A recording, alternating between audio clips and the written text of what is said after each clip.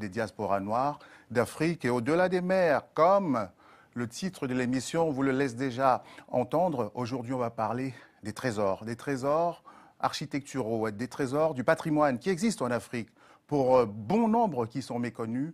Aujourd'hui, on va parcourir l'Afrique et ses trésors. Et puis au-delà, ce que les Africains ont fait ailleurs, souvent avec un génie qu'ils importaient d'Afrique. On parlera de ça avec un globetrotter en Afrique, un globetrotter africain, chercheur en histoire et au-delà, pluridisciplinaire, grand conférencier. Il s'appelle, j'ai déjà plaisir à vous présenter mon invité parce qu'il est passionnant. Je suis sûr qu'il le sera pendant les 52 minutes qui arrivent. Lasconi, bonsoir. Bonsoir, monsieur. Débarrassé de ma formation classique pour intégrer les universités millénaires d'Afrique, ce qu'on appelle les centres initiatiques. Ça doit étonner les gens de se dire, mais c'est quoi ces universités? Alors j'en citerai quelques-unes. Sankoré, au Mali, qui est la première université au monde, construite au XIIe siècle et qui a produit des milliers de scientifiques. On trouve quasiment des milliers d'ouvrages inédits. On parle de manuels pré-islamiques, donc c'était bien avant l'islam. Et aussi beaucoup d'autres universités, comme mathématicien et Mohamed Bakayoko. Au XVe siècle, Tombouctou est la plus grande université du monde. C'est la première déjà au XIIe siècle, donc c'est 400 ans avant la Sorbonne, 500 ans avant Yale et Princeton. Et il est bon de préciser que la ville de Tombouctou est la seule ville au monde qui compte plus de bibliothèques que de magasins. C'est-à-dire qu'à Tombouctou, lorsqu'on a faim, on peut soulager sa faim en lisant. C'était des bibliothèques spécialisées? Non, les bibliothèques existent encore aujourd'hui. Quand je dis que c'est la seule ville au monde, c'est actuel encore aujourd'hui. Des tombes ont été profanées par les islamistes, notamment lors de la fameuse crise malienne.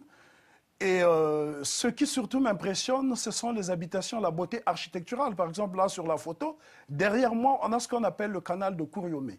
C'est les plus grands travaux d'irrigation au XVIe siècle, initiés par l'empereur Soni Alibert. Donc les Africains, pour, désenclaver la ville de Tombouctou, qui est qui n'est accessible que par le fleuve, parce que lorsqu'on arrive à Kouriomé, on ne peut pas continuer en voiture, on est obligé d'emprunter un bateau. Vous précisez que Tombouctou est une civilisation endogène. Absolument. C'est l'Empire du Mali. Absolument, puisque 99% de la population est nègre. D'accord. Et à cette époque-là, les échanges avec le monde arabe notamment... Oui, seulement avec le monde arabe, mais aussi le monde asiatique, contrairement aux falsifications de certains historiens mal intentionnés.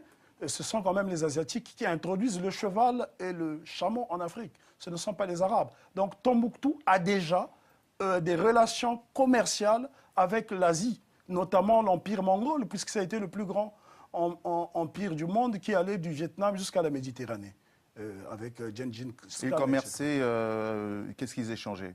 Ils échangeaient de la porcelaine parce que c'est justement dans la ville de Tombouctou, dans cette région en tout cas, du nord du Mali, qu'on trouve les plus vieilles poteries du monde. Et les fouilles ont été faites par un couple d'archéologues américains très réputés qu'on appelle les Mackintosh, Suzanne and Roderick Mackintosh. Il y a eu des résistances. Donc lorsqu'on parle de vente, on rentre déjà dans la falsification parce que les Africains ne disposaient ni de fax ni d'Internet pour lancer un appel d'offres.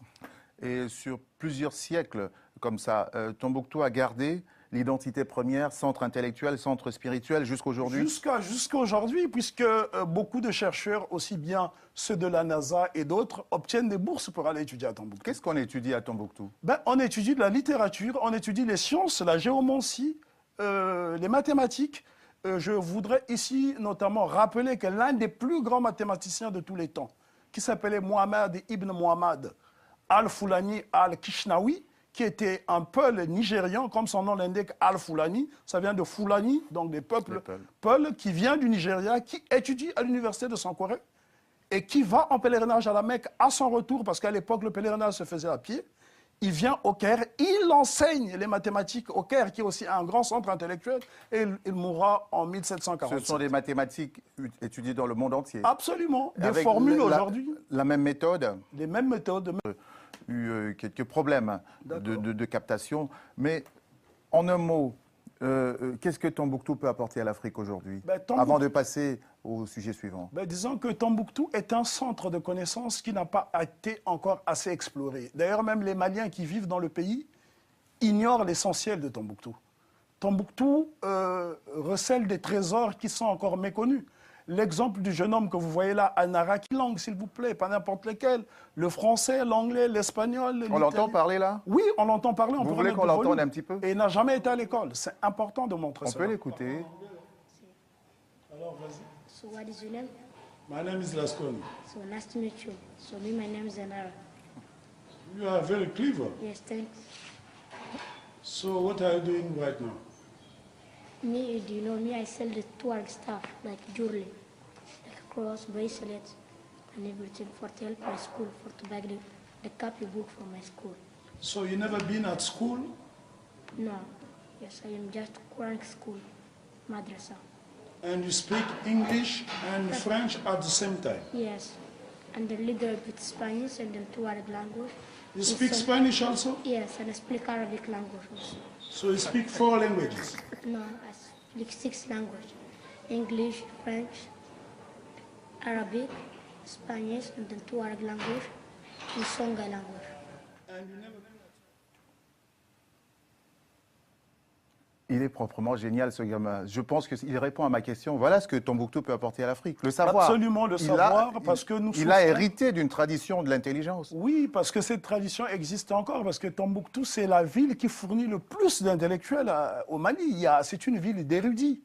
L'érudition se trouve dans des familles. Voilà pourquoi même les manuels, plutôt les manuscrits, sont des héritages familiaux. Et, il y a des mausolées qui ont été cassés.